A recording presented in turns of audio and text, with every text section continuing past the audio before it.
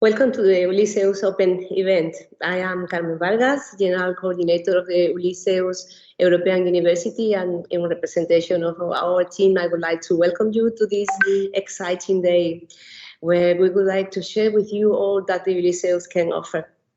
Today, we are honored to welcome our students, researchers, and staff of our 6 partner universities: Université Côte d'Azur in Nice, France; University of Genoa in Italy; Technical University of Košice in Slovakia; the Management Center in Innsbruck in Austria; and the Haga Helia University of Applied Science in Finland, and the University of Seville in Spain. Additionally, we welcome our 95 associated partners, regional and local governments, students and citizens associations, companies, think tanks, and NGOs that are also part of the Ulysseus community. We welcome also students, researchers, teachers, innovators, and entrepreneurs from all across Europe and beyond. People from Belgium, from Brazil, Bulgaria, Canada, Chile, Colombia, India, Mexico, Peru, Portugal, United Kingdom, and Venezuela are joining us today. Ulysseus European University gratefully opens its doors to all of you. Finally, we welcome and thank the participation of our exceptional guest speakers who will participate in the sessions taking place throughout the day. You all are part of what we call the Ulysseus community and the Ulysseus ecosystem, and we would like to thank you for actively participating in this open event. I hope that you will find it extremely interesting and time-worthy. First, I would like to briefly present Ulysseus, which many of you might already familiar with, but others may not. Our long-term vision, Ulysseus European University, was born in 2020. It was one of the 41 alliances selected by the European Commission as pilots to pave the way for the European universities of the future. The name of Ulysseus comes from merging Ulysses plus EU, and Ulysses is the hero of the poems, epic poems from Homer's The Odyssey, which means a long trip involving a lot of different and exciting activities. And this is our leitmotif. Ulysses took 10 years in the way back from Troya to his home island Ithaca. And our Ithaca is our vision for 2030. To become an open to the world, excellency recognized, person-centered, entrepreneurial, and internationally attractive European university. Our ambition is to contribute to transform the European higher education area and the European research area, and therefore to contribute to the future of Europe. To this aim, we will modernize our structures to develop interlinked education, research, and knowledge transfer in order to contribute to the development of our regions and our cities, in order to prepare our students to be the most competent European citizens, rich in European values, more solidary, more engaged with society, and in order to attract talent worldwide. Second, the Ulysseus community. The Ulysseus community is made of our alliance of 6 universities and our associated partners. And let me give you some impressive figures about our alliance. Together, we have more than 160,000 students, 10,000 academics, and 8,000 non-academic staff.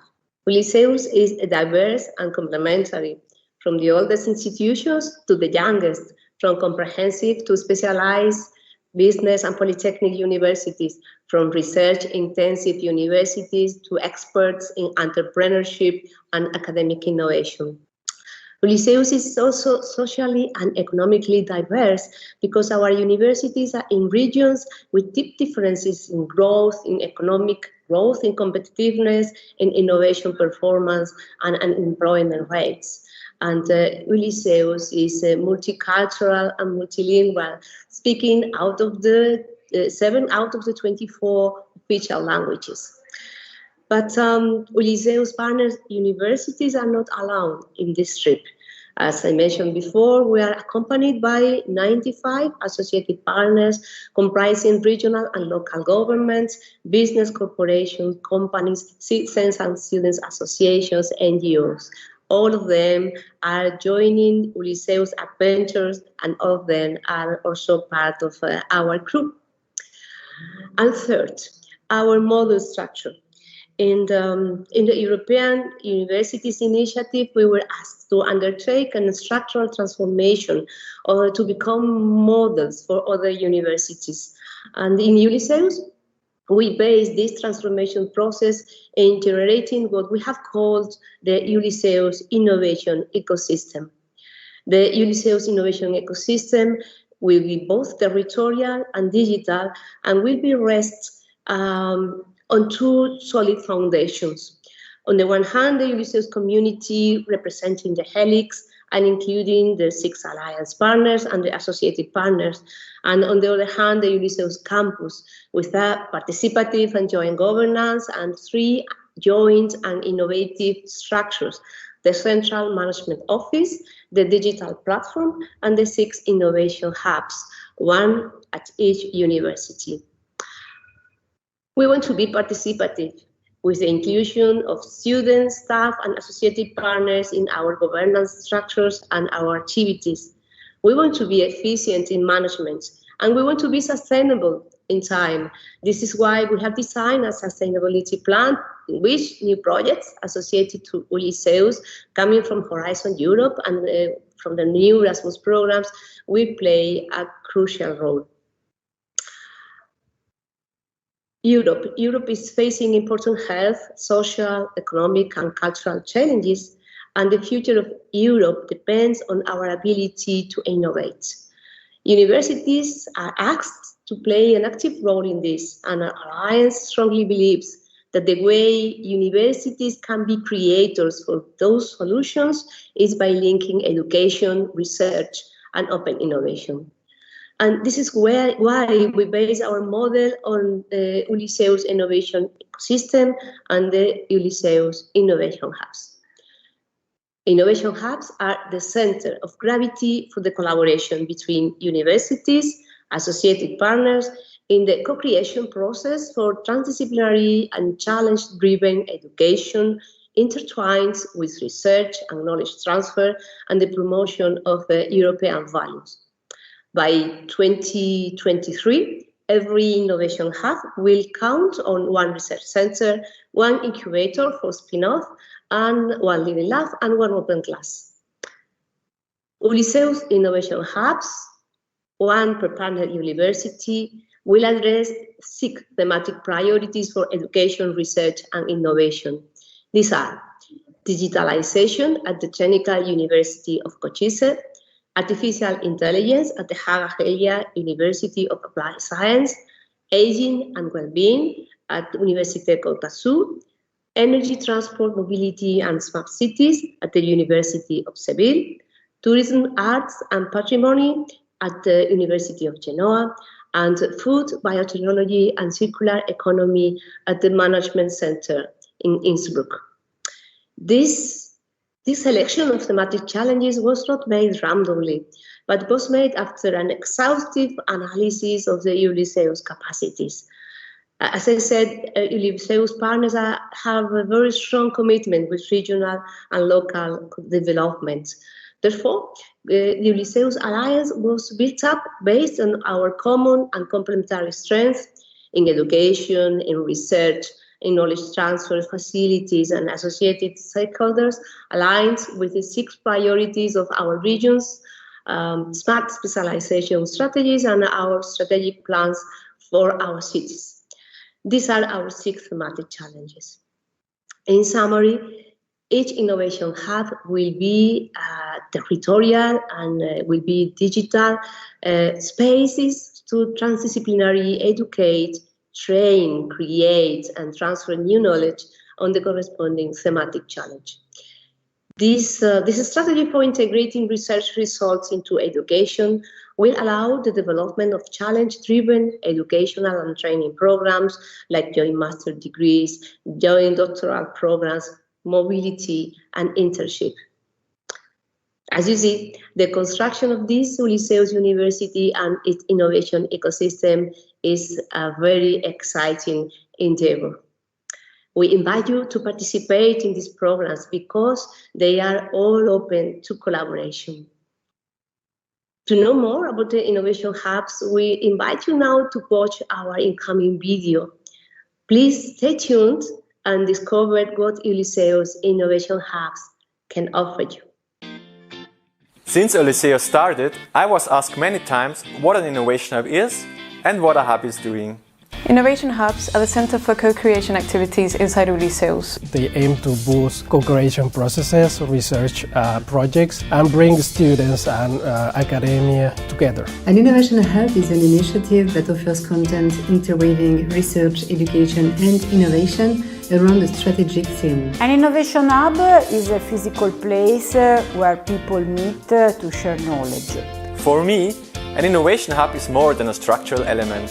The hubs will promote solutions for 6 specific and transversal research and development challenges. They are also the center of promotion for European values and citizen engagement. An innovation hub is both innovation-oriented and innovative in its design and its functioning.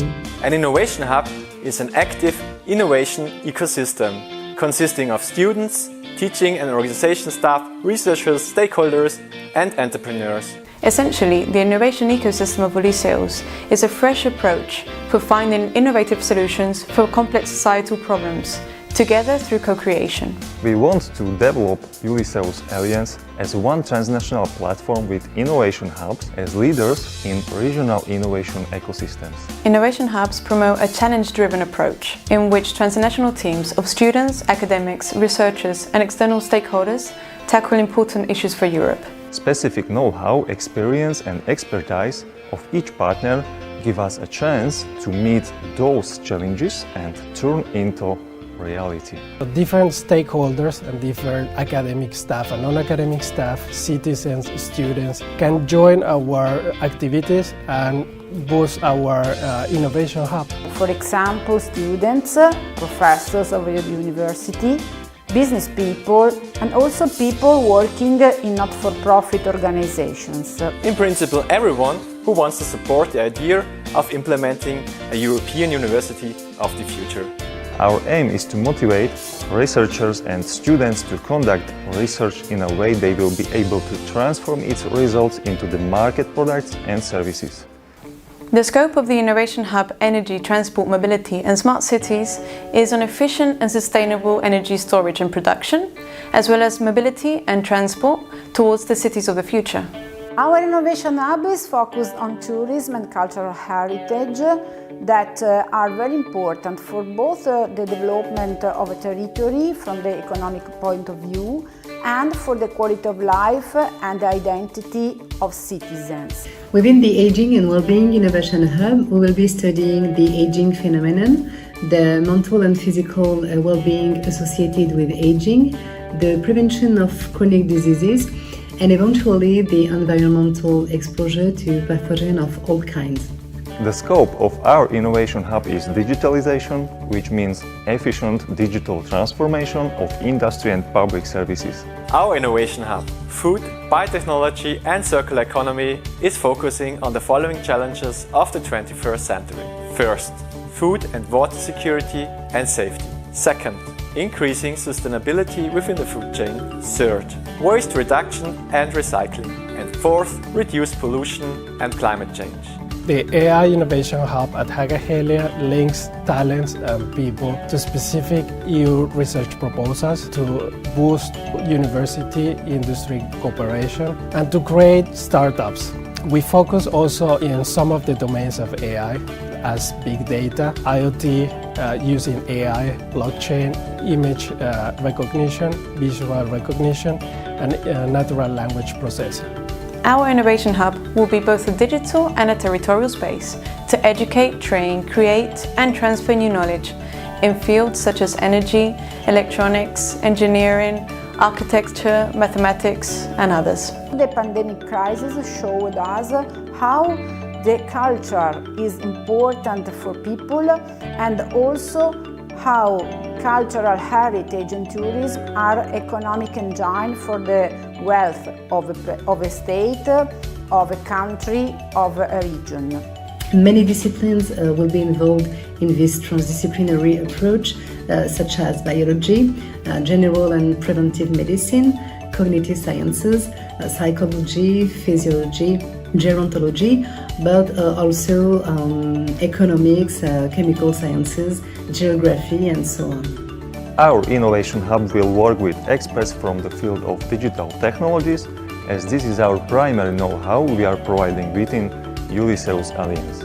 All these tasks will be tackled through cooperative research programs as Horizon projects, through information campaigns to the broad public, such as open classes, and through student programs to encourage the following generations. One of our goals will be to educate students who are well informed in a wide range of topics and transversal competencies, who can become leaders in innovative technologies, and in that way can provide sustainable solutions to challenges in energy, transport, mobility, and smart cities. Our Digital Innovation Hub will educate, train, create and transfer new transdisciplinary knowledge in digital technologies to other sectors.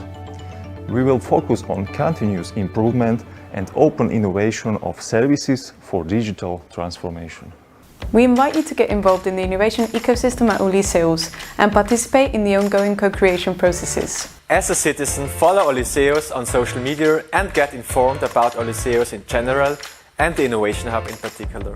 There will be activities under AI Hub, such as living labs, incubator for spin-off, and a research center.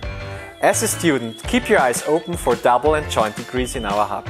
We are going to offer mobility grants to set up collaborative projects within the Alliance. As a lecturer, help us to implement promising and fruitful student programs for the generations that follow. We want to welcome also teachers and researchers from other scientific fields to cooperate and participate in our hub's operation.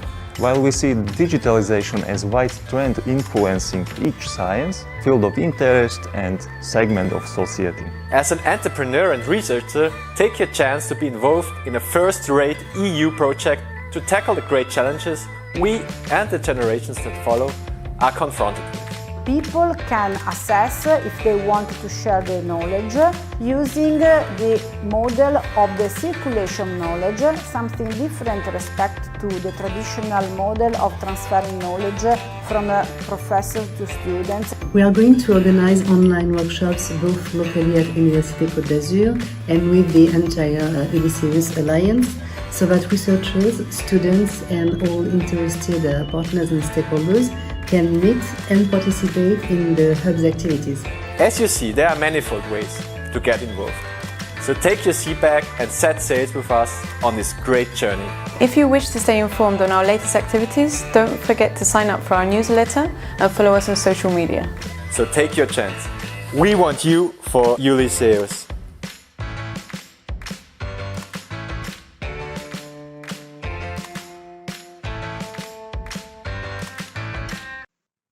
Today is a very significant milestone in Ulysses' journey. We are celebrating our first open event, welcoming our community to actively participating and representing all exciting and diverse opportunities for the following months. Ulysses offers opportunities to each of you. For instance, academic formal and non-formal programs such as degrees, MOOCs, and micro-credentials, mobility programs, research and innovation projects in a wide variety of areas. We are also presenting networking opportunities in Ulysses for applying to the shortly available Horizon to Europe funding. You are invited to attend our 2 plenary sessions and to participate in the 2 sets of parallel sessions in the morning and after the lunch break. The full agenda is available in the B2Match platform webpage, where all the actions will take place and where you can register to the different sessions. This event has been conceived as an open and participatory space. We encourage you to proactively participate and use all the features that the platform offers to connect to peers and to share the same interests. Use the matchmaking tool to request one-to-one meetings that can take place during the day and also will be open for 2 more weeks. And additionally, please check and post in the marketplace any project or activity opportunity you would like to explore. You may find connections and partners that hopefully will become Ulysseus projects and activities. You can also find collaboration opportunities that are directly promoted by our innovation hubs, targeting specific calls for 2021 on the topics of our hubs. For more information and networking, follow us on social media and post any idea, news, or opportunity that may arise during the day using the hashtag Ulysseus Open Events. Also, please subscribe to our newsletter to keep updated on anything that is coming up. We are very glad that you are joining the Ulysseus community today. Please keep tuned. The best is yet to come.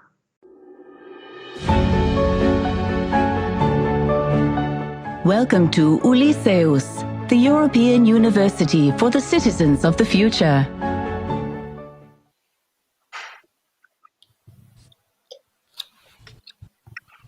Good morning to everybody again. I am excited to move forward to the first plenary session of the day, where we are honored by a fantastic panel of experts. 3 extraordinary speakers that will talk about the actual policies and trends in education, research, and innovation that may improve our Ulysseus innovation ecosystem. We couldn't think of a better way to start our Ulysseus Open events.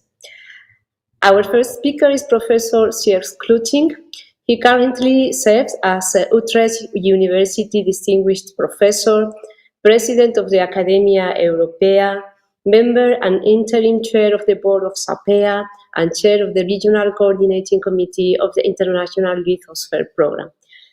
His impressive CV additionally includes past responsibilities such as President of the COST, membership of the Scientific Council, Vice President of the European Research Council, President of the European Geophysical Society, President of the International Lithosphere Program, Distinguished Professor of the Royal Netherlands Academy of Arts and Science, and Chairman of the Topo Europe Collaborative Research Program. His research field focused in earth sciences, and he has received 5 honorary doctorates, is member of many academies, and has been distinguished as Chevalier de Légion d'Honneur and Knight of the Royal Order of the Netherlands Lion for his contributions to science and European scientific cooperation in research and innovation. Our second speaker also holds an outstanding career.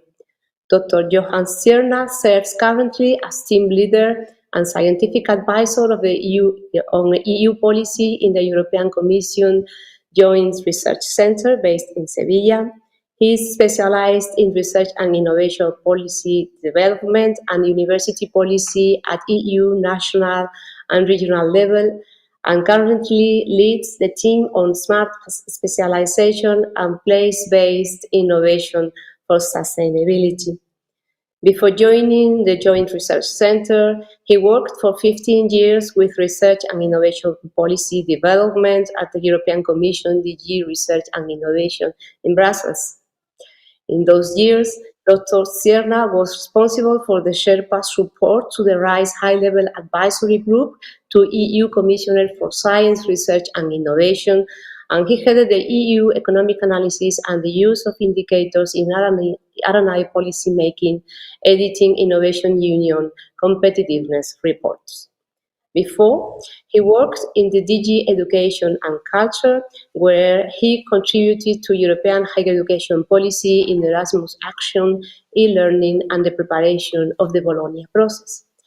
Dr. Stierna research focused on entrepreneurial networks, cultural change, bilateral trade, and migration between Sweden, Spain, and cross EU. Last but not least, the floor will be taken by Dr. Siegfried Watch, professor at the Management Center in Innsbruck, one of the Ulysseus University partners. Dr. Watch heads the Department of Nonprofit Social and Health Management at MCI and serves as a board member of the European Joint Master in Health, Economics and Management. As a member of the Research Center for Social Health and Innovation at MCI, he is part of the team working on public health strategies, health promotion, and health literacy. MCI is the host of the International Project Office of the Ulysseus European University, which is a key structure for Ulysseus to develop joint Erasmus and Horizon Europe projects in order to boost interlinked education, research, and innovation. Dear Serd, Johan, and Siegfried, we thank you very much for being with us today. We feel privileged, really, to have such an opening speakers in our first plenary session of this open event in such an important day for Ulysseus University. Before I give you the floor, please let me remind all participants that this plenary session is being streamed in our social media and that we encourage you to use the hashtags Ulysseus Open Event during the session. This also, we need to comply with our times in the agenda so we could have some space for a roundtable after the speeches. Okay, so without any further delay, Dr. Klutin, the floor is yours. Thank you very much, Carmen, for this kind introduction. And also a big thank you to the organizers for the invitation to share with you some perspective on frontier research, education and innovation in the European research area. The European research area makes part of an evolution where Europe really puts its act together with the launch of a number of initiatives that have really changed things in Europe. And let me go to the next slide. An example, next slide please, yes. An example of this is the creation of the European Academy, Academia Europaea, in 1988 by a group of people who realized that Europe needed a pan-European academy at a time of great political changes, including the end of the Cold War. Nobody told them to do so. It was a bottom-up initiative, and the people had a vision which is today even more important than at the time of the formation of the academy. Next slide, please. Today, this academy has more than 4,500 members all over Europe, and it is really the voice of science in Europe. And its mission is to promote wider appreciation of the value of European scholarship and research, to make recommendations to national governments and international bodies, including the European Commission, and I will come back to that a little bit later on, concerning matters affecting science, scholarship and academic life in Europe. And another important part of the mission is to encourage interdisciplinarity and international research in all areas of learning, in particular in relation to European issues. And of course, to identify topics of trans-European importance for science and scholarship, and to propose appropriate actions. So for us as an academy, it is very important that we have the whole broad spectrum of science and scholarship, including, of course, also social sciences and humanities. Next slide, please. The strategic priorities are centered on a number of issues, which of course also are recognizable in the mission of Ulysses. First of all, of course, to recognize and support the development of individual scholarship and scholars. After all, it's all about people. To deliver collective and independent excellence and expertise and activities, and to create beneficial collaborations and partnerships, and of course, to improve visibility, impact, and trust, which is very important, of course, in the communication with the general public. Next slide. By now, Academia Europaea has, in addition to its headquarters in London, also hubs all over Europe. These are regional knowledge hubs. Each of them has a thematic focus, but also a regional focus. And you can see we are all over Europe. We are not only there in the EU countries, but we are also there in the associated countries, and also in places like Georgia, which is part of the Eastern Partnership of the European Union. For us, it's very important to unlock excellence wherever it is, and that means really operating on a full European scale. Next.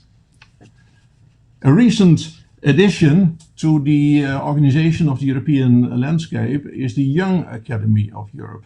This is an initiative of a group of ERC starting grantees who realized also there is a need for self-organization of the people of their generation.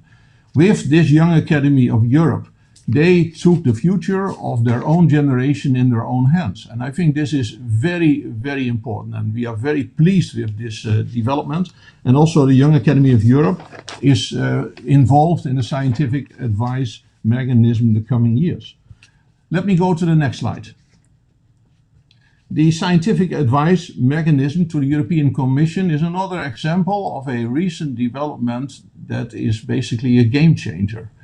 In this context, the academies of Europe have come together and formed a consortium for scientific advice for policy by the European academies. This includes Academia Europaea, but also federations of national academies such as ALEA, the Federation of Medical Academies, FEAM, and the Federation of the Technical Academies in Europe. Next.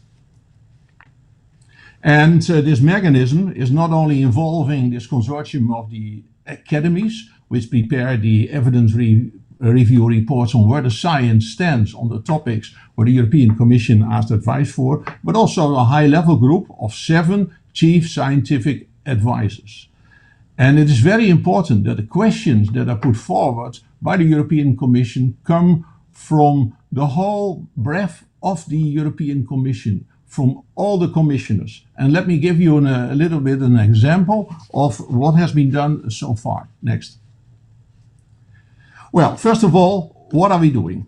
We provide the best scientific evidence for EU policy. We connect academies and networks across Europe, and we promote the role of science in policy making. Because I think it is very important, especially, let's say, in the present time, to increase transparency and public confidence in EU policy making. Next. Academies are all over the place. We have more than 100 science academies from more than 40 countries, and it's very clear that many of its members are based at universities. So this is also a portal to mobilize the scientists working in the different countries. And why have the academies been selected by the European Commission for this venture? Simply because they are independent. They are independent bodies and they can provide independent advice. Next. A little bit more about our work in SAPEA. The science evidence reviews are produced by working groups set up by SAPEA. And to give you a little bit of flavor, I show you 4 evidence review reports which have been delivered by working groups where Academia Europaea was the lead academy. Food from the Oceans, Making Sense of Science, Sustainable Food System, and Biodegradability of Plastics in the Open Environment. You see from the topics that they're all pretty broad. It's very clear that none of these topics can be addressed by involving just one pillar in the science. They really need to address the different aspects. Let me give you another example. Next. This is basically the whole production so far that came out in terms of evidence review reports. And you see also amongst these topics, novel carbon capture and utilization technologies. You see transforming the future of aging. You see also health effects of climate change. All type of topics that basically have something to do with the topics chosen by Ulysses in their mission. And you can really see from the topics where the European Commission asked advice on that basically there is a need for the type of science and education and innovation that you are performing. Next. The topics SAPEA is currently working on, are listed here, a systematic approach to the energy transition in Europe and crisis resilience. These are topics where the European Commission has asked advice for in the context of a scientific advice mechanism. And you will agree with me that these are really important topics, where we have to build on top science, where we have to build on the latest news from the science. Next. What is a challenge is, of course, that these issues have a somewhat urgent nature. And of course, what is important here is that time is in the essence. So a challenge is, how can we deliver science for policy advice fast while ensuring the highest quality? And at the same time, how can we strengthen the dialogue between science and policy? Next. Well, as I mentioned before, advice for policy has to be built on excellent science. And here, the creation of the European Research Council in 2007 has been a game changer. European Research Council is promoting high-risk, high-gain research through its starting grants, consolidated grants, advanced grants, and synergy grants, but also through a grant scheme, which is an add-on scheme, which is the proof of concept, basically exploring innovation potential of the findings of frontier research. Next. A new kid on the block is the European Innovation Council, which is aiming to identify, to support breakthrough technologies and game-changing innovations to create new markets and scale up internationally, with a budget of 10 billion for the period 2021 to 2027. Next. Another important instrument is cost. The European Association for Cooperation in Science and Technology is the networking tool in the European research area and is a very effective pre-portal to the other ERA funding schemes. More than 40,000 researchers are involved in the cost networks, also called cost actions. And today, close to 300 of these networks are running, including activities for training schools. More than 200 of them are active, and short-term scientific missions, few thousand of them. And what is very important is, of course, that cost is not financing the research itself, but is financing the ways to bring them together. Again, in a bottom-up spirit. And bottom-up is, for me, very important, because bottom-up means that you build on the creativity of the people. There's also another reason why I like bottom-up, because as was mentioned by Carmen, my field is earth sciences, and bottom-up for me means also down to earth, building on the creativity of the people themselves. Next. Well, the thematic priorities and strategic priorities of cost are very much in line, let's say, with what Ulysses is doing. Promoting and spreading excellence, fostering interdisciplinary research for breakthrough science, and boosting careers of young researchers. Next. Today, we have a career ladder for young researchers, which is quite impressive. If you think about it, that such a thing did not exist a few decades ago. It certainly did not exist at the time that I was a PhD student. It all starts, of course, with the students, Erasmus+. And of course, I was very happy to see the creation of Ulysses in the context of Erasmus+. The next step is, of course, the Marie Curie activities. Fantastic scheme, beautiful to bring together people from different sides in a common research and innovation effort. And then ERC, PI-centric, so all basically centered on individual talents. And then, of course, providing grants for the early career researchers and the mid-career researchers, but also, let's say, for the more senior researchers. It's important to mention here that 2/3 of the budget of ERC is going to the young generation. And I think that is a very important development. And of course, cost, the networking tool, connects it all. What is also interesting is that last week we had the ceremony for the award of the 10,000 ERC grantee to a young researcher from the University of Bergen doing research on mathematical modeling of geothermal energy. So again, it's a very nice example that in the ESC context, there is no border between basic science and applied science. The same is true for my own field, earth sciences. There, this border does not exist. And I think it's very important what Ulysses is doing also to bring the different parts of the ecosystem together. Next. This slide illustrates the role of cost as a pre-portal for framework program funding. You see here a table with listing the total actions with a finished final action report and then a submitted number of proposals to Horizon 2020. And you see also in the table the approved Horizon 2020 project. And you see here a success rate of 33%.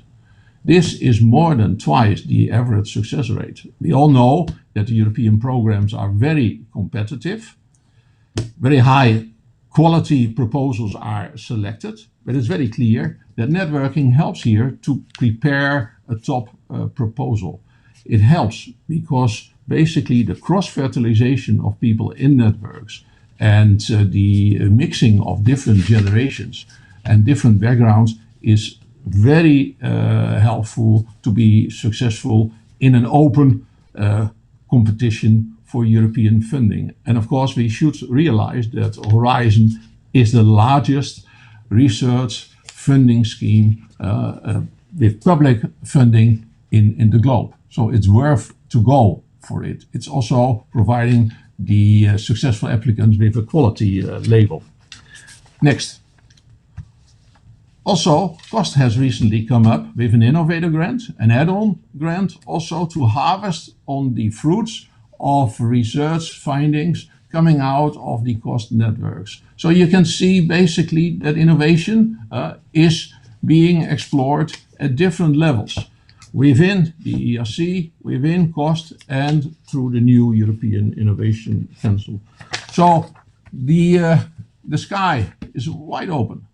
And in that context, it's evident, next slide, that Ulysses is right on spot for, let's say, the present landscape offered by the era. And I think the European Commission has to be congratulated by having this vision to create these opportunities.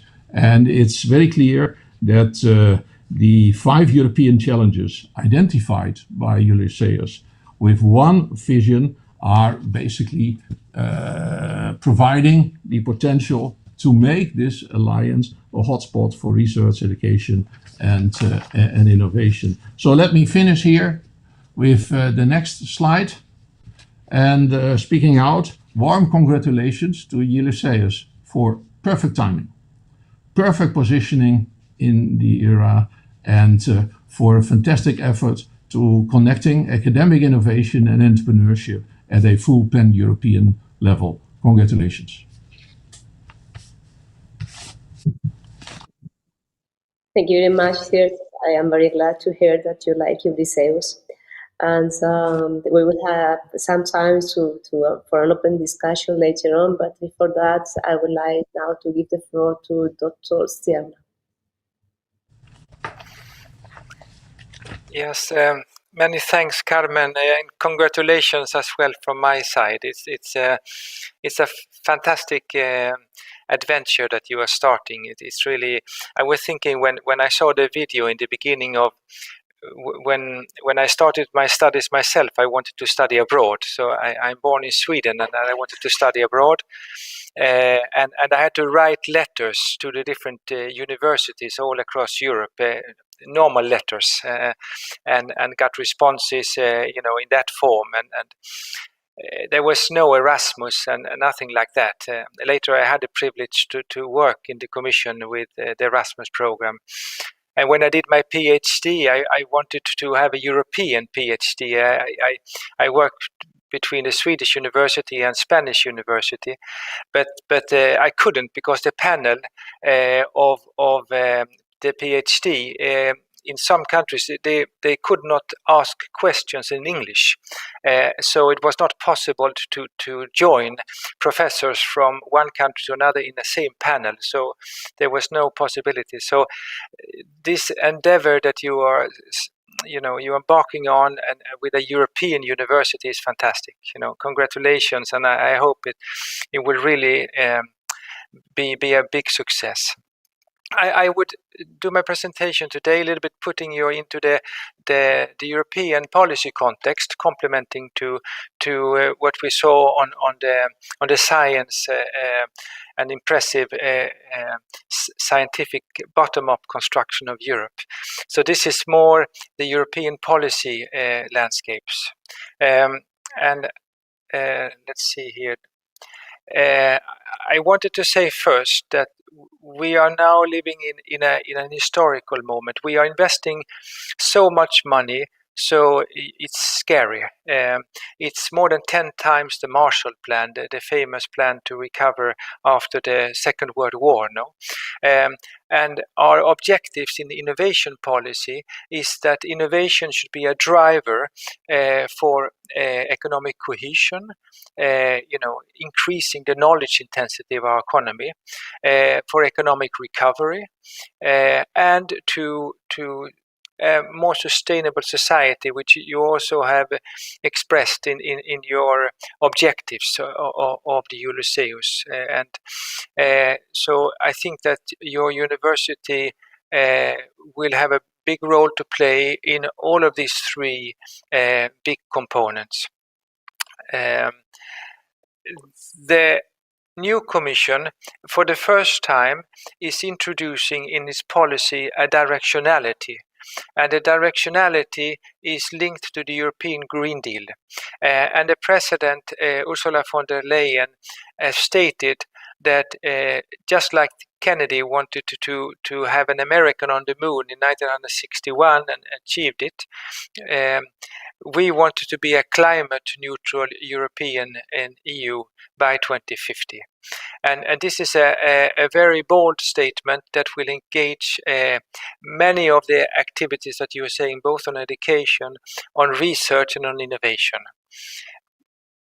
And when you break it down a little bit and start to think, it's like Europe's or EU's response to the UN agenda for the Sustainable Development Goals. And we think about this in the European policy as a twin transition. So the digital and sustainability, the green, they go together like twins. They support each other. They are both decentralized and they are both changing the world. And we are living in this fantastic moment in time now. We are witnesses of an historical industrial revolution, and we have to do the best out of it. And that is also affecting countries and regions and cities and communities. So, your role as university to connect the dots is really, really important in this moment in time. And as mentioned previously, we have different new instruments at European level, and the Horizon Europe program is probably the most, it's not only the biggest in the world, but it's also the most innovative in the world. And we have the 3 pillars you see here, and they structure not only innovation projects and research projects, but also the way of thinking and the way we see that we have to, in pillar 2, really work together to address the societal challenges that we are facing today, this twin transition. And we do this with the pillar 1 on excellent research, as we saw, and also on pillar 3 on innovation, where you contribute, I think, to all of the 3 pillars in your initiative. And that is linked to the efforts of the European research area and to make sure that we leave no one behind. We connect both the strong and the weak in Europe. We are constructing Europe. And one of the new things with this is the so-called missions. So we are launching now, and it will be official from, I think, autumn onwards, 5 big missions. You see them here on the slides. And this is a new way of working together. So it's not individual research projects or innovation projects. It's really, you set a target to go to the moon. You mobilize all actors, including universities, researchers, innovators, cities, regions, to move together in a positive energy to achieve climate neutral cities or clean seas or rivers in Europe, and we work together and we really focus on the impact. And since it's experimentation and learning, we are setting up new systems to continuously learn and experience on this. And this is an endeavor that will engage everyone, and in particular students, universities, and research organizations all over Europe and beyond. So this is also starting now at this moment in time. I think it could be a great opportunity as well to engage in, and it's also linked to what we see in the new European research area to come up to work together. And to finalize with this, we have at the regional level, we work on smart specialization strategies, and we are now focusing on to make them oriented towards this twin transition and to link up to the multi-level governance in Europe. We are constructing Europe Europe is a construction, as you know, in a multi-level governance structure, linking up the initiatives at European level, national level, regional level, and city level. And regions can take up the opportunities of these transitions and to really organize strategies that link up the different elements of public administration to go towards a common goal, bottom-up common goal. We work with synergies, we try place-based experimentation, and in this endeavor, universities for regions and for cities and for communities are very important as catalyzers of change, of knowledge, and of mobilization of a democratic, open movement of change.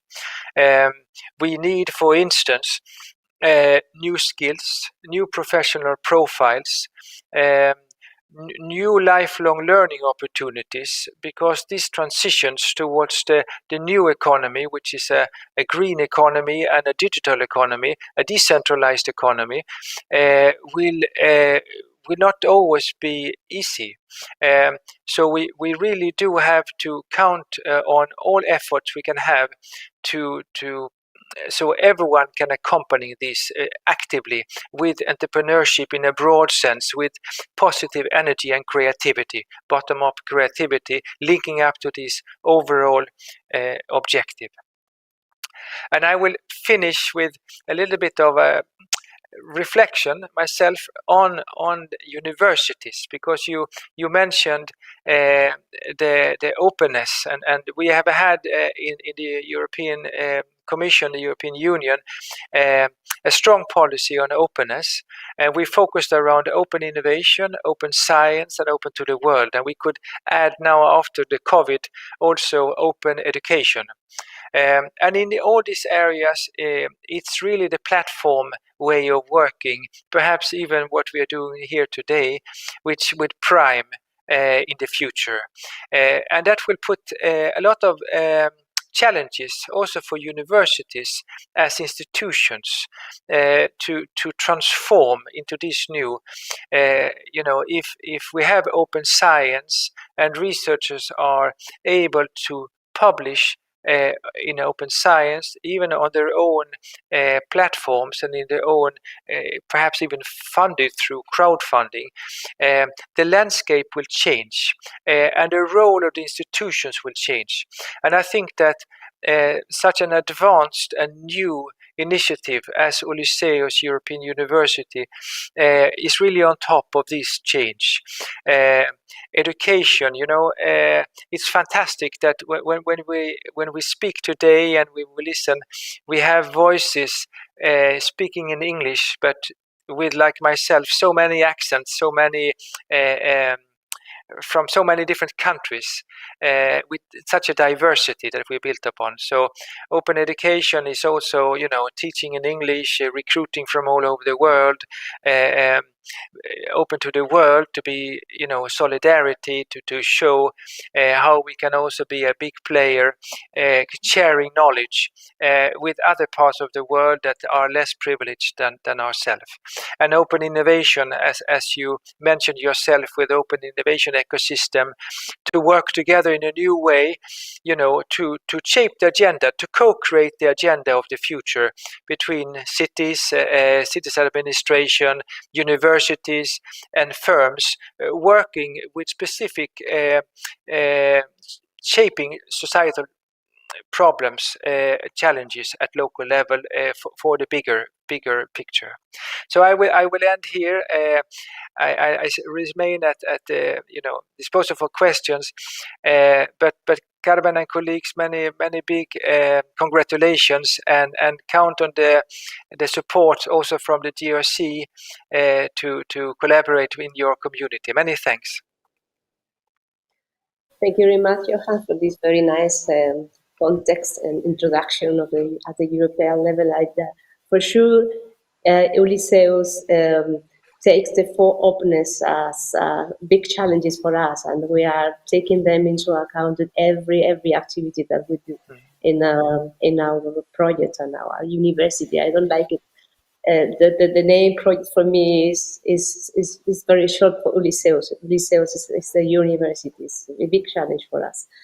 Okay, so now we are going to a more concrete topic. I will give the floor to Dr. Borch, who will introduce the Ulysseus Innovation Ecosystem and the collaboration opportunities for all of us, and more particularly the Ulysseus International Projects Office. Siegfried, the floor is yours.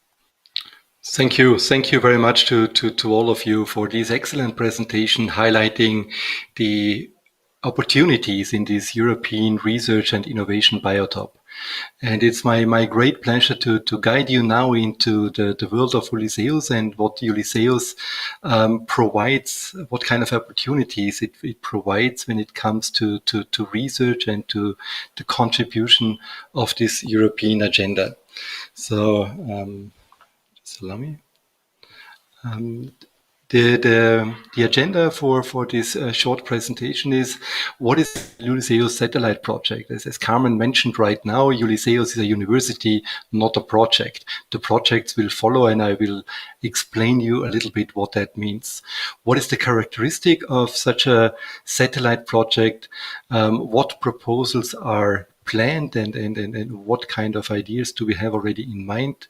What is the list of task force members to whom you can reach out if you want to be part of this adventure?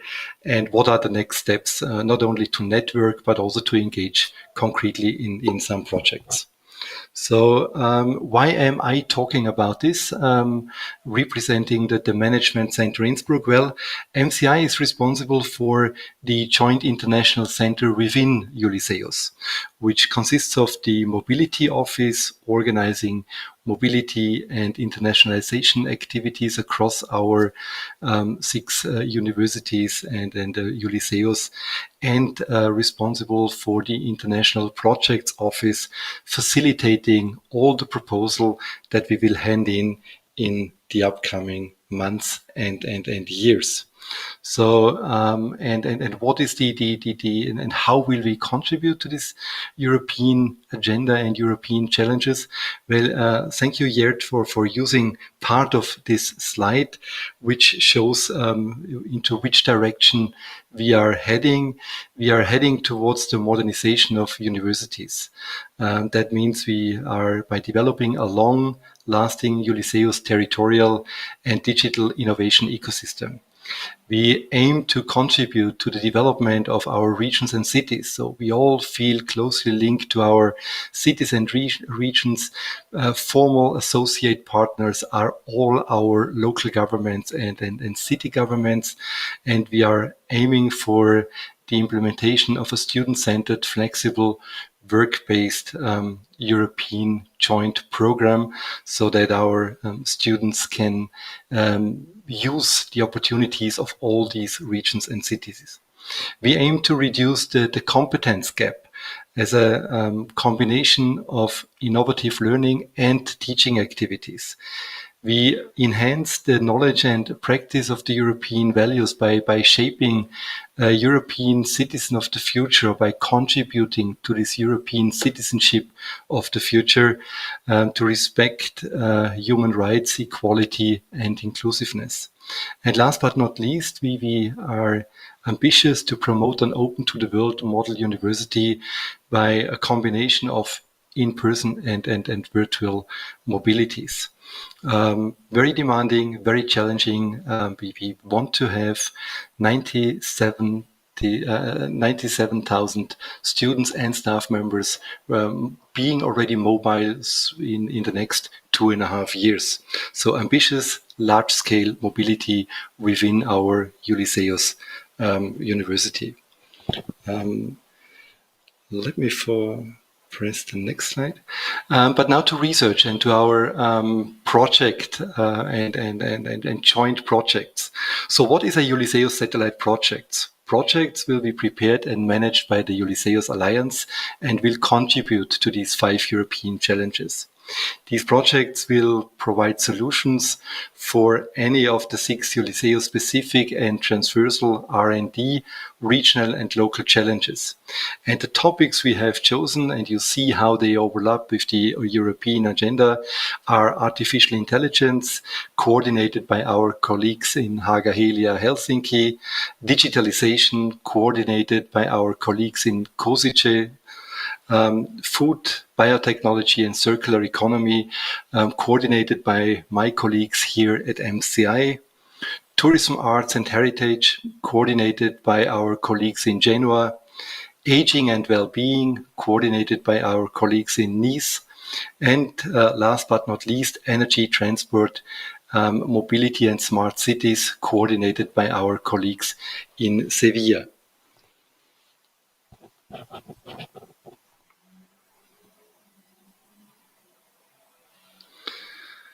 What are we aiming for in the upcoming 2.5 years, or over the overall project period? At least 36 proposals will be submitted during this initial project term, either in Erasmus Plus or in Horizon Europe. This means every month we are submitting one project proposal. Does the project serve our mission is the first question we ask ourselves before we submit a project, before we start working on a joint idea. Does the project follow our joint branding is a second question which we ask ourselves before we dive into a concrete project and proposal development. And at least 2 Ulysseus partner universities have to be part of such a project after offering the opportunity to all our university partners for at least 15 days in shared tables. I will explain you a little later in detail how this communication structure has already been set up and how you are able to make sure that you won't miss any of these opportunities in these 15 days slots.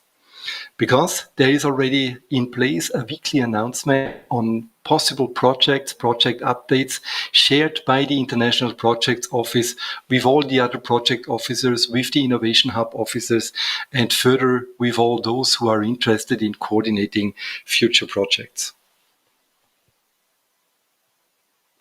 Here you see what field we are aiming for, or in which field we aim to hand in proposals. We aim to hand in 14 joint Erasmus proposals and 22 Horizon Europe proposal. And in our grant agreement, you see very specifically described, for example, that we aim for certain KA Knowledge Alliance proposals, or for specific proposals in the field of MSCA, or in the different pillars to cluster and missions. So research and innovation and education will have a weight in our proposal, and it's all about building the infrastructure, building the platform for our future European university, so that Ulysseus in 2.5 years from now has these 22 and 14 Erasmus Plus proposals submitted and can build on these proposals. You can see here that a few proposals have already been submitted. Digital soft skills at Ulysseus has been granted. Cobring is a project which we will resubmit. Divine is a project which has failed, but Movidis, Mob for All, the SWOF's Compass project, and the MSCA co-found Talentus have already been awarded. So you can see that we have already submitted 7 proposals, 5 have been successful. So now for you as a researcher, as a network partner, as an associated partner, with whom can I be in contact? Who are the most relevant people in my domain? So if you're interested in health and in aging and well-being, please make sure that you at some time you reach out to Sylvain Antoniotti and his colleague Diana Sebar in Nice. Both of them coordinating and managing the Innovation Hub on Aging and Well-being. First row, supported by Saran and Carmen and Virginie Otto, both supporting from the project office in Nice the different project consortia which will be set up. Then we have the University of Genoa taking care of our Innovation Hub on Tourism, Heritage and Art. Alessio Tei, Clio Flego are the 2 coordinating and managing this hub, bringing together the researchers and program directors across Ulysseus. And Cinzia Leone will support this Innovation Hub as a project officer in Genoa. In Helsinki, in Haaga-Helia, it's Ari Alamäki and Andres Archila who coordinate the Innovation Hub on Artificial Intelligence, and Kite, who supports the whole Ulysseus project in Helsinki, will also help the Innovation Hub to fly off and to develop the different project ideas into concrete research activities. Christoph Griesbeck and Andreas Walter are managing and coordinating our Innovation Hub on biotechnology, food and circular economy here at the Management Center Innsbruck, supported by Tatjana Heckel, who is also serving as the International Project Officer, linking all project offices across Ulysseus. Julian Martinez and Erika Romero Pender are coordinating and managing the Innovation Hub in Sevilla on smart cities and energy and mobility. And they, of course, get support from Melania Rivers Rodriguez. Melania, who is not only the project officer for Ulysseus in Sevilla, but also the overall project manager of Ulysseus. And many of you have already met Melania in different meetings. So last but not least, it's the Technical University of Košice that is coordinating and managing our Innovation Hub on digitalization.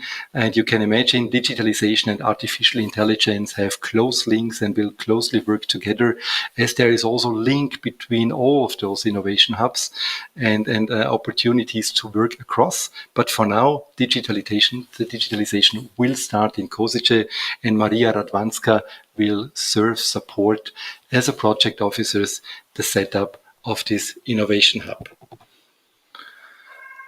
Please remember these faces. please make sure that you connect with the Innovation Hub officer or coordinator in your field. So if you work in tourism, please go to Genoa. If you are interested to connect with aging and well-being, please connect with our colleagues in Nice. You can always go to your local project officer to get support in being connected and being introduced and getting linked. That's fine. But at the end, please make sure that you make friends across the different Ulysseus universities, and that you connect as soon as possible with colleagues in our partner universities. So this is the project, and that's the steps how you can develop a project, how you get into a project. Identify the call for proposals. Our international project officers collect all these calls on a weekly basis and shares them with all the other project officers, with all the Innovation Hub officers, to assure that we won't miss a call. At least that we won't miss a call by coincidence, so that we at least see every opportunity arising at the Horizon Europe, or at the horizon of Erasmus+. And then as soon as these projects are identified as relevant for a group of researchers, colleagues in the field of education and training, a project initiator would set up an initial proposal on our shared tables via the project officers and Innovation Hub officers. People would be approached in the different universities. Partners express their interest. So all of you are already now invited to go to the marketplace in the conference software in B2Match. Go to the marketplace and see all the current project proposals which are already published there.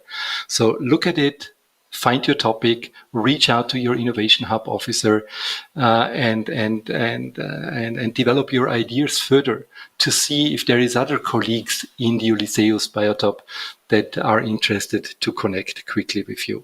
And last but not least, we would prepare and submit a consortium proposal supported by the International Projects Office. This is the B2Match platform. This is two screenshots which show you how this looks like. You have all these keywords. I saw that many of you have already started to connect with each other by using this mail and message service within B2Match. B2Match will remain open after this conference, so you are not forced to connect with everybody already today. I had the opportunity to connect already with colleagues in Nice last week through B2Match right after I registered. Look into the keywords, search for partners of your interest based on these keywords, based on the proposal topics, and make sure that you get connected soon. And whenever you feel there's a topic and I don't know to whom to reach out, please approach my colleague, Dr. Tatjana Heckel, the International Project Officer based here in Innsbruck. So thank you very much for the opportunity to connect Ulysseus with the wider European agenda, which has been presented by my colleagues. And I'm very much looking forward to discussing this whole issue with you further. Thank you. Thank you very much, Sigrid, not only for explaining us the International Projects Office of Ulysseus, but also for giving us a very nice and global picture of Ulysseus, the key goals, the innovation hubs, the thematic priorities, and the very nice network of people and offices that we have constructed upon the Ulysseus International Projects Office. Thank you very much to the three speakers for your very interesting presentations. Now we have plenty of time for a joint discussion. And for that, I would like to introduce you some questions, and I will give you the floor, maybe in the same order as I did before. You can answer them in the way you want, maybe all together, or choose whatever you like to cover.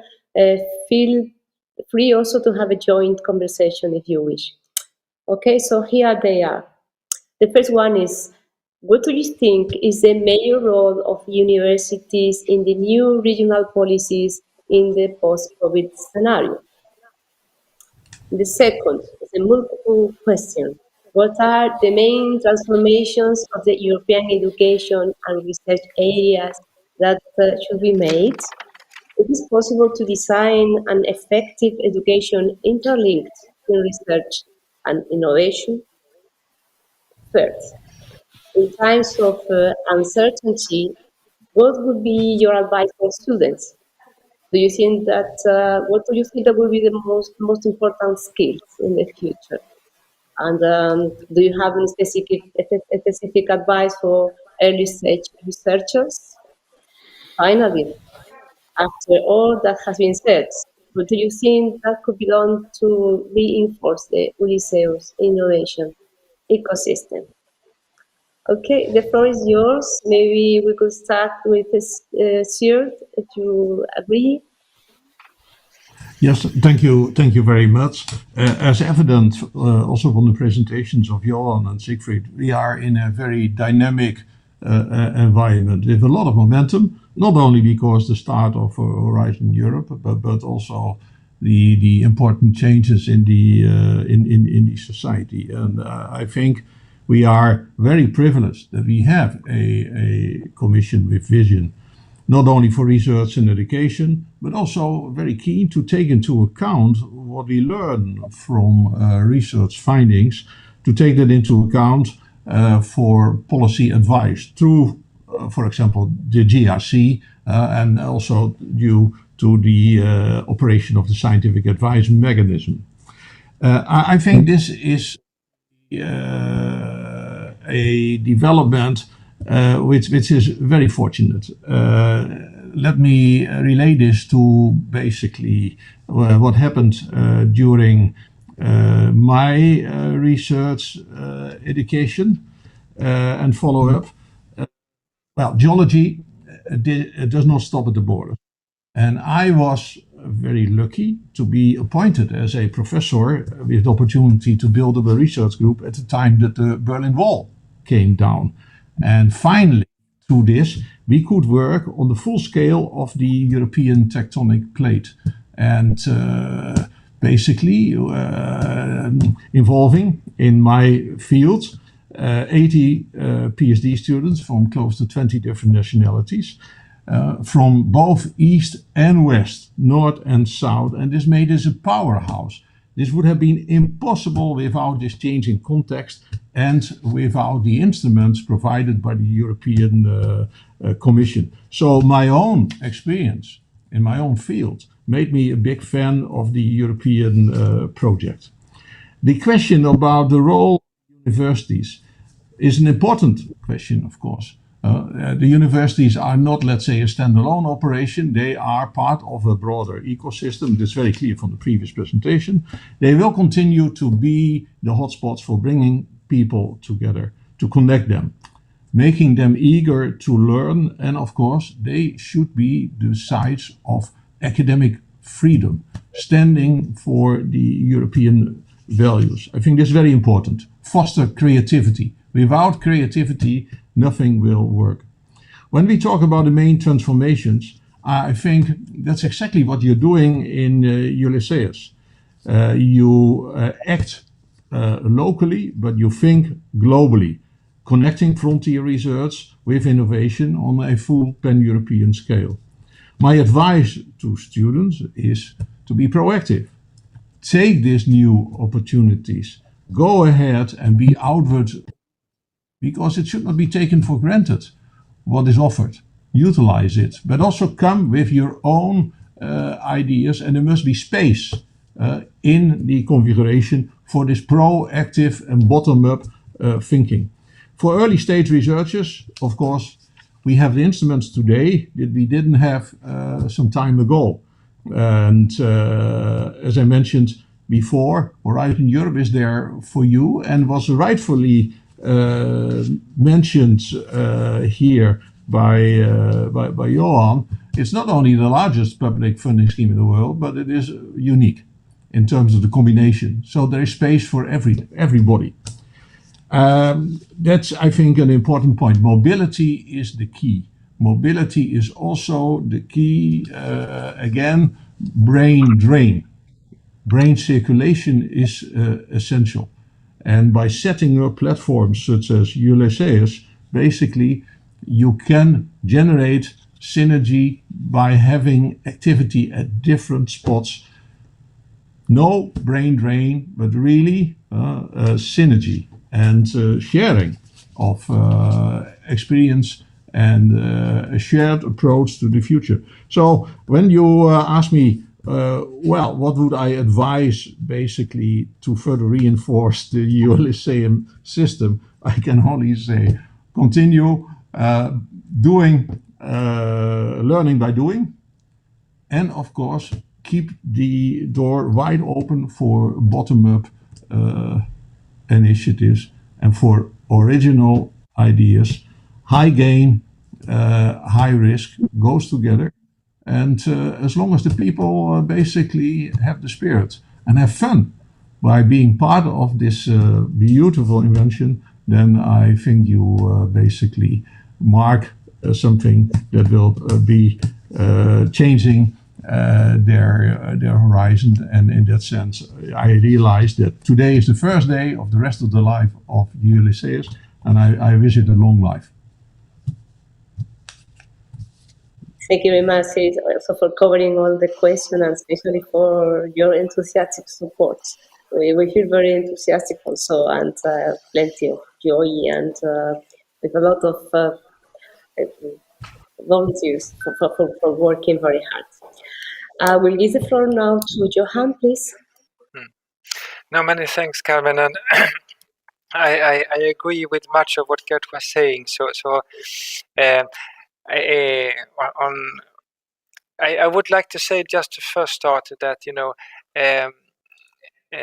what we are living today, this morning, is part of the European construction, and we always have to think that most time of history, Europe has unfortunately not been a peaceful place, and it's not been a place of cooperation.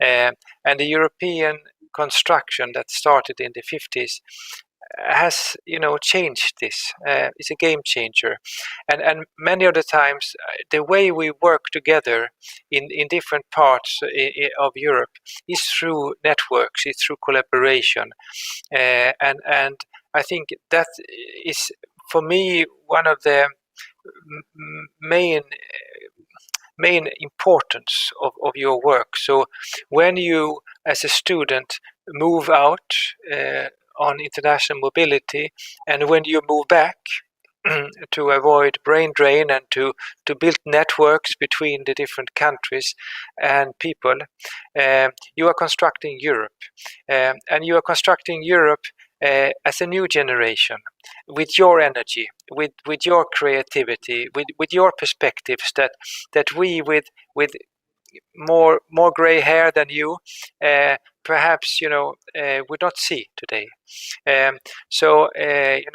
Also that at the Schuman Day this Sunday, the initiative was launched by the Portuguese presidency of a reflection and debate on the future of Europe, and they specifically called on students between 16 and 25 to participate in this debate and to reflect upon and to co-shape the future of Europe that you want. And this is also very much the spirit of the new generation of research and innovation funds in Horizon Europe and beyond, the structural funds and others, that bottom up and top down from the European level, we should reflect much more on what we want to achieve, which is the future we would like. And that connects a little bit to the question, Carmen, that you said on what is the role of university for regional and urban development. I can take the example from my own country, from Sweden, from the city of Stockholm, work together with major firms in the city, or bigger firms and smaller firms, and with the university and with the city and with citizens organization and NGOs to reflect upon what city would we like to have in 20 years from now, in 30 years from now, taking into account this big transformation that we are going through on sustainability and digitalization, what would we like? And then you co-create together the agenda of the future.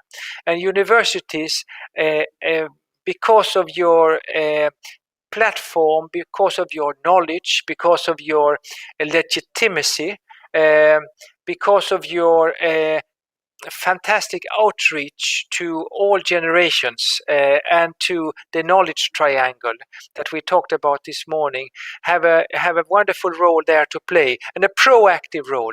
I think you should be drivers of transformation, drivers of change in a collaborative way, working more as a platform, and that's when you can really bring value. And I just wanted to conclude to say as well that in a Europe which is not the same kind of level of innovation in all parts of Europe, but in everywhere we have universities, and sometimes very old universities with a lot of knowledge and a lot of tradition. So we should cherish the cultural diversity, the social diversity, the geographic diversity we have in Europe, and build that into a value. So when we shape the future research and innovation agendas, you as university, you can bring in this specific flavor when you work in innovation hubs, when you co-create the new innovations for sustainable cities, for healthy food system, etc. You will create it differently in Slovenia or in Austria or in Finland or in Andalusia, and everything is worth the same, and together their richness is what makes Europe unique. And there, I think, also in competitive terms, we can outperform many of the other big continents of the world because of this creating social and economic value out of our cultural diversity. And I think that is really where you can contribute. And you can also contribute with a time perspective to say that it's the future generation. The new money that is coming down is called New Generation EU. And that is because the transition for the sustainable and digital world that we are going towards now it's your future. So I also want to stress the importance of universities when you connect to the new generation. Yeah, this was a little bit my reflections I wanted to share. Thanks. Thank you very much. I totally agree. We've been concentrating now this very open session to the innovation hubs and so on, but ecosystem for us is like this, is taking into account the whole diversity of the universities, the governments, the citizens, the NGOs, the companies, the confederation of companies, for co-creating everything from bottom up, and surrounded by European values. I think that one of the big difference between the European system of higher education compared to other systems, like for instance America or Chinese or whatever, is that we are all around European values, and this is a richness and the diversity of Europe that we cannot lose, and that Ulysses is in the core of Ulysses also. Thank you very much for your reflection. I'm giving now the floor to my friend Sigrid. Carmen, thank you so much for your questions, and also thank you to my colleagues for underlining the opportunities and the joy we all have when it comes to the opportunity to travel in Europe, to study all over Europe. Johan mentioned in his initial talk how difficult it was to do a European PhD. So nowadays we are used to open borders.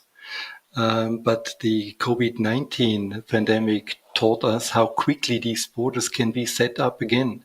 So if you look into the back of mine, these peaks in the very back, they are already in Veneto.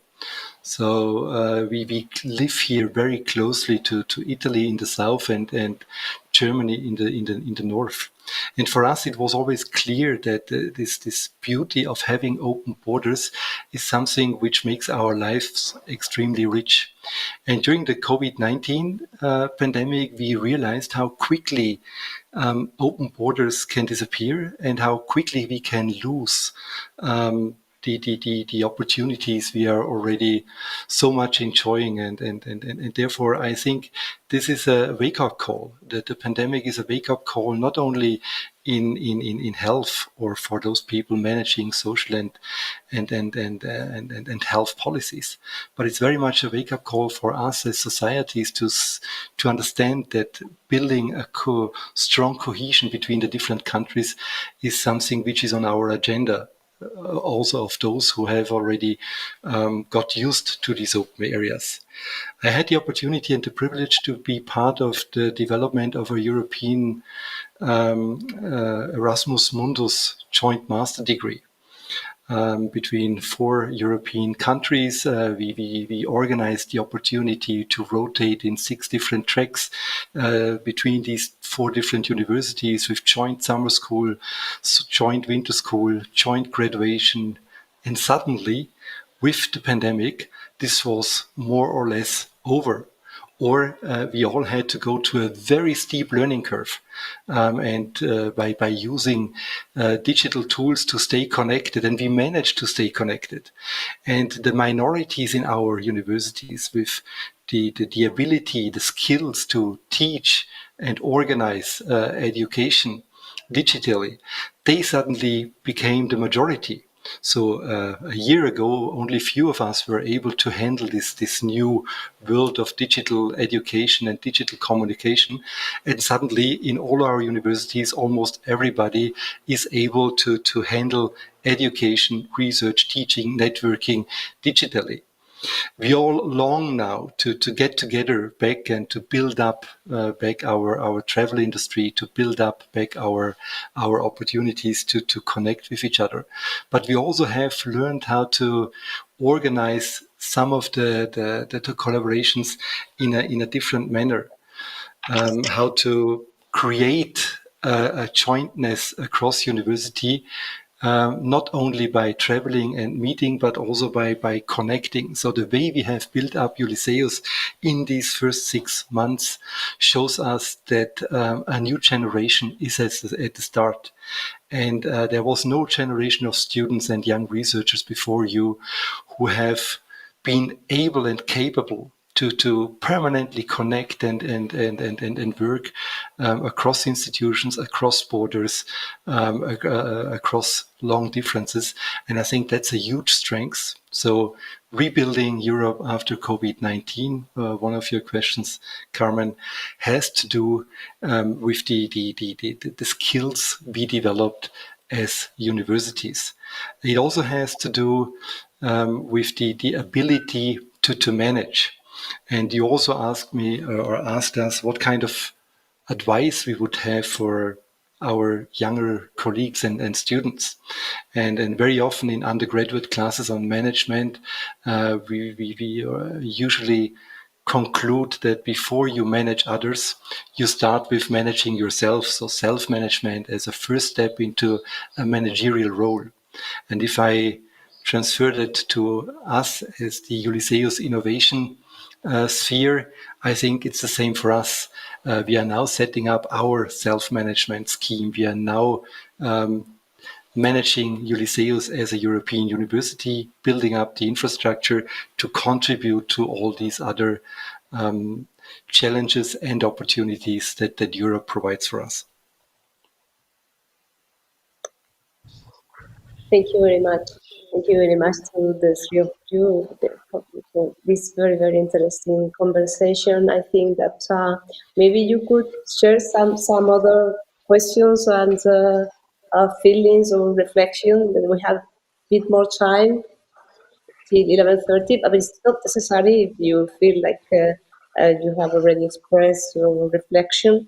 But please feel free to share any other comment that you want to. I think what Johan has stressed, this union in diversity, that's really a very strong point.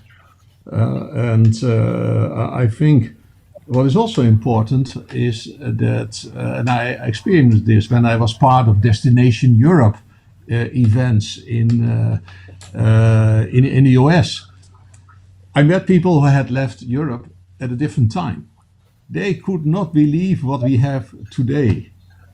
And they realized maybe it's time to come back to Europe because it's a different. There are now opportunities there which were not there at the time they left.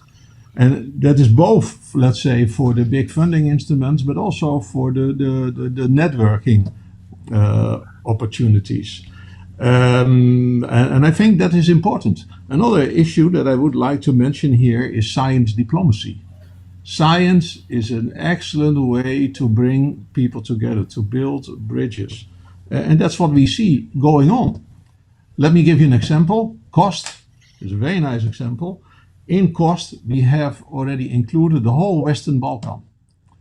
And that's for these people, it makes the difference. The same is for the countries of the Eastern Partnership. And in that context, we were very happy to contribute to this with the European Academy by setting up hubs, regional knowledge hubs in places like Budapest, like Tbilisi, where also a lot of science diplomacy is taking place.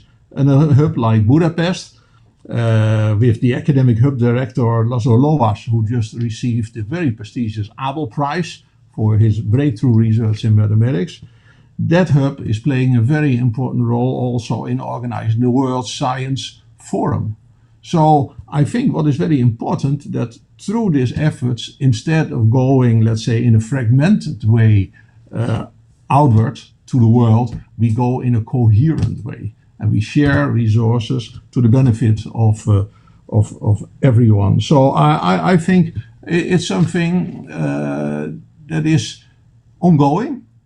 It requires the involvement of the young researchers very much, and the innovators, and also, let's say, the entrepreneurs of Europe, because it needs further work. And in that context, I'm very happy with initiatives such as the creation of the Young Academy of Europe, but also the creation of a new platform where national young academies and the European Academy work together also in the next phase of the scientific advice mechanism, because also the newcomers on the scene should realize that we need them also for the self-organization of the next step of the era. So I think what is taking place here is a wonderful example of activation of the activists, and I think these ideas certainly will find their way in other hotspots in Europe.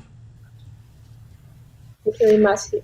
Maybe you could share some words about our Ulysseus green scheme, going from the south to the north and vice versa. Well, I think it's very green mobility. Sorry. Yeah. Go ahead. Was it me, Carmen? Siegfried, yes, I was asking you. Sorry, I thought that. Okay, sorry. Sorry for, yeah. Okay, thank you. Well, we know that we have long distances to handle. And if you look into the back here on these mountains, on these glaciers here in the back, these glaciers are still there. But we measure them every year and we see how they partly disappear, or how the ice is getting less and less. So here you feel it whenever you are up there, and I was there last weekend, you feel that climate is a huge challenge for our society. And we also understand that this has an impact on the way we live, the way we travel, the way we house, we organize housing, the way we consume food and how we organize consumption in general. And therefore, we as Ulysseus University are also forced to think about how to organize in a green way the cooperation between the different universities. And so, as I said, with this huge digitalization effort we all experienced in the recent 12, 14 months, we are prepared to organize blended cooperation, blended courses, blended programs, which allow people to stay where they are, to be connected and to meet whenever it is necessary to interact, but not to meet just to sit in one room and to listen to one speaker. And this change for our teaching, for our education, but also for our research is something we have to organize. When I look nowadays into our research groups here at MCI, and thank you very much, Siert, for mentioning that there is no big difference between applied and fundamental research. It is all about providing impact. When I look into these groups, all of these groups are very much convinced that it is teaching and researching is not about sitting in your own chamber, in your own room, digging into books and data, but it's very much about connecting with practice partners, involving students, and involving your research partners from all over the world on a daily basis. And on a daily basis means that you switch on your computer, you meet in the morning, you meet in the evening, and from time to time you connect physically to also build the kind of trust that you can only build when you sit together and you have a nice lunch. Thank you very much. Thank you. And maybe you want to say some final words? Yes, I wanted to, first of all, stress, that it's true that the post-COVID world will be different, and I think we should do the most to learn, but also to take up the best. No, the EU and the European construction has always been said that we are quite good in putting people together, but we have done so perhaps with too many airplane travels and too much pollution. We cannot do that any longer, and these events and these technologies we have now, we have really started to use them also at the level of working together in European construction, European policy making, etc. So I think that this is very positive, a positive outcome that we have had. And I just wanted to finish with saying that part of the European values is also to be open to the world. And I think that's very important, to be open to our friends in Africa, to be open to our friends in Latin America and in Asia. I remember I was working with education systems and education before with Africa and other countries, and an African researcher was telling me, and I said, what do you want from us? What can we do in Europe to help you? And he was saying, open science, and open science. And I think that with the new initiatives that we are setting now and working together, we should also keep in mind that with our innovation, with our science, and with our knowledge, we share and we create a better world together. Europe is connecting. We see this with COVID. It's not just because we are vaccinated little by little that we need to work at global level. And the same goes for the Sustainable Development Goals.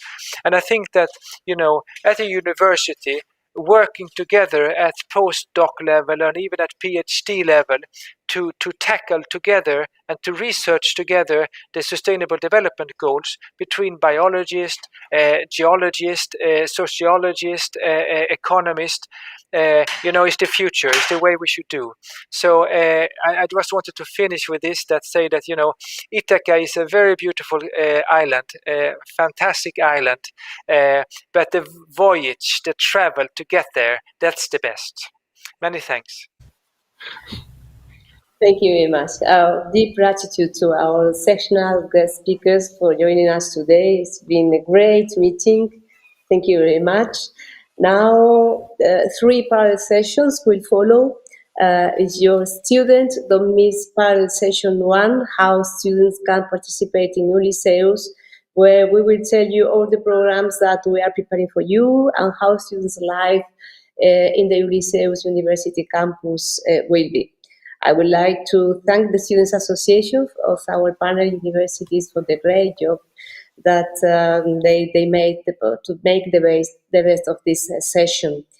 You also have 2 more parallel sessions, one about specific actions to boost gender in STEAM, and another one about open science in Ulysseus.